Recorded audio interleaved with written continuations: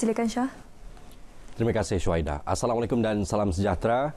Parti Bersatu Sabah PBS menyokong pelantikan Tan Sri Muhyiddin Yassin sebagai Perdana Menteri ke-8.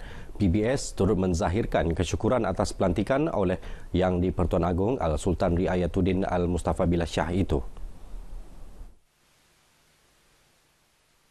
Presiden PBS Datuk Seri Panglima Dr. Maximus Ongkili berkata, PBS menyokong semua inisiatif positif, dasar dan program yang akan memberi manfaat kepada Malaysia, terutama untuk rakyat Sabah. We have expressed our support for the new Prime Minister, iaitu yang amat berhormat Tan Sri Muhyiddin Yassin. Dalam perkara ini, kita dipandu dengan ketetapan istana, ketetapan Duli Yang Maha Mulia Yang di-Pertuan Agong apabila Baginda telah membuat keputusan untuk melantik beliau. PBS sebelum ini memilih untuk bersifat neutral. Katanya PBS berharap pelantikan Tan Sri Muhyiddin dapat membantu menyelesaikan masalah di Sabah, khususnya berkenaan isu pendatang tanpa izin dan pemulihan hak negeri seperti yang termaktub dalam Perjanjian Malaysia 1963. Datuk Maximus berkata PBS mengutamakan kepentingan negara dan Sabah, terutamanya dalam perjuangan politik berbilang kaum yang menjadi tunggak penyatuan dan pembinaan bangsa Malaysia. Beliau ditemui pemberita selepas majlis ulang tahun PBS ke-35 di Kota Kinabalu. Perintah berkurung di kawasan perairan dalam zon Selamat Timur Sabah (Zone) yang berakhir hari ini dilanjutkan sehingga 21 Mac depan. Perintah berkurung dari pukul 6 petang hingga 6 pagi itu meliputi kawasan perairan 7 daerah iaitu Tawau, Sempurna, Kunak, Lahad Datu, Kinabatangan, Sandakan dan Beluran. Dalam kenyataan di Kota Kinabalu, Pesuruh Jaya Polis Sabah, Datuk Zaini Jas berkata perintah berkurung diteruskan bagi memastikan kawasan perairan berkenaan tidak diceroboh pengganas. Langkah itu bagi menjamin keselamatan dan kesejahteraan rakyat Sabah yang menjadi pengguna perairan dan mereka yang berada di daratan Zone. Ia juga bertujuan menjaga keselamatan para penyelidik dan pelancong asing yang berada di Pulau Peranginan dalam kawasan terlibat. Perintah berkurung itu juga memudahkan penguatkuasaan dan pemantauan terhadap pergerakan bot selain menimbulkan rasa selamat serta yakin kepada pengusaha chalet dan nelayan dengan kehadiran pasukan keselamatan. Datuk Zaini bagaimanapun memberi kuasa kepada semua ketua polis daerah di Zone untuk mengeluarkan permit kepada mana-mana pemohon yang memenuhi syarat bagi tujuan aktiviti perikanan atau melalui kawasan perintah berkurung yang mendesak. Ahli Persatuan Suri dan anggota wanita Perkhidmatan Awam Malaysia Puspanita diminta melaksanakan program outreach pendidikan di luar bandar untuk meningkatkan pencapaian akademik.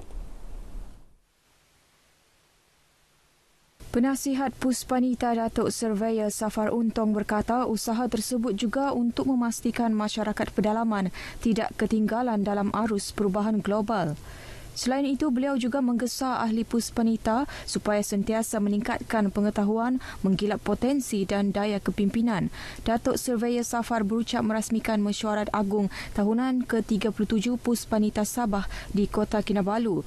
Terdahulu berucap dalam majlis sama, pengerusi Puspanita Cawangan Sabah, Datin Nwinda Alias berkata, Puspanita merancang untuk mengadakan pelbagai aktiviti, antaranya Love Bank iaitu menderma pakaian terpakai kepada golongan memerlukan, program outreach pendidikan dan kebajikan selain penubuhan taska Puspanita. Lebih 200 usahawan dan bakal usahawan, pelabur serta wakil pentadbiran kerajaan dari pelbagai negara akan menyertai Forum Ekonomi Islam Sedunia WIEF yang akan diadakan di Kota Kinabalu bermula Khamis depan. Setiausaha Agong WIEF, Tan Sri Ahmad Fuzi Abdul Razak berkata, forum bertujuan meningkatkan ekonomi masyarakat Islam menerusi peluang perniagaan dan pemasaran bukan sahaja melibatkan negara Islam, tetapi juga negara lain. Forum dapat memperkukuh dan meningkatkan lagi jaringan perniagaan antara bakal pelabur dan pelabur sedia ada selain menangani cabaran ekonomi dunia. Bertemakan meremajakan ekonomi, beberapa isu akan dibentangkan melibatkan pembangunan mampan, pelaburan ketika keadaan mencabar serta peluang pelaburan di Sabah dan Kepulauan Borneo. Sebelum ini, WIEF pernah diadakan di beberapa negara antaranya Bahrain, Turki, Rusia, Bangladesh, Arab Saudi dan Jepun.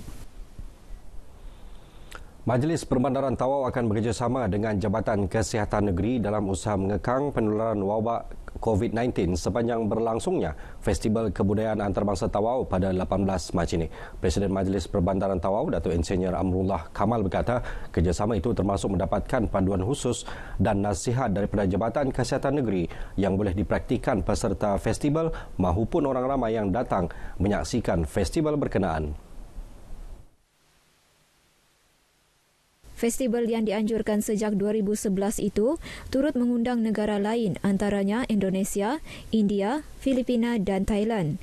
Kita akan pastikan keselamatan dan kesihatan ini terjamin. Kita dapatkan nasihat daripada Jabatan Kesihatan untuk bagaimana untuk memastikan semua ini akan terjamin. Beliau ditemui pemberita RTM di Pusat Pentadbiran Negeri Sabah PPNS Kota Kinabalu.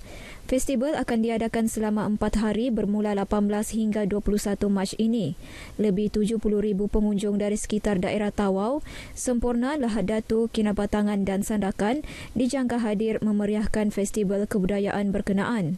Yang di-Pertuan Negeri Sabah, Tun Dr. Juhar Mahirudin dan isteri Tuan Puan Norlida RM Jasni dijangka hadir menyaksikan acara kemuncak festival itu pada 21 Mac.